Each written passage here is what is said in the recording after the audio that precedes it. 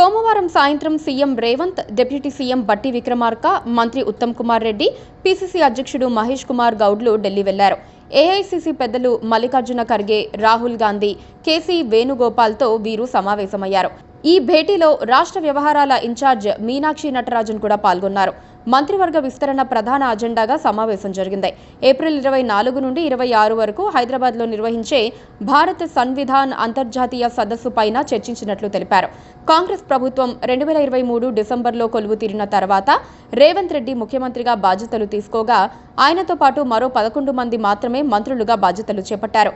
తెలంగాణ మంత్రివర్గంలో మొత్తం 18 మంత్రి పదవులకు ఛాన్స్ ఉండగా 6 ఖాళీలు ఉన్నాయి. ప్రస్తుతం సీఎం రేవంత్ రెడ్డి వద్ద కీలకమైన హోంశాఖతో పాటు municipal administration and urban development, Vidya, general administration వంటి కీలక శాఖలు ఉన్నాయి. సర్కారు కొలువు తీరి ఏడాదిన్నర గడిచినా 6 ఖాళీలను భర్తీ చేయలేదు. ఈ నేపథ్యంలో ఆయా శాఖలను కొత్త మంత్రులకు అప్పగించేందుకు సిద్ధమైనట్లు తెలిసిందే.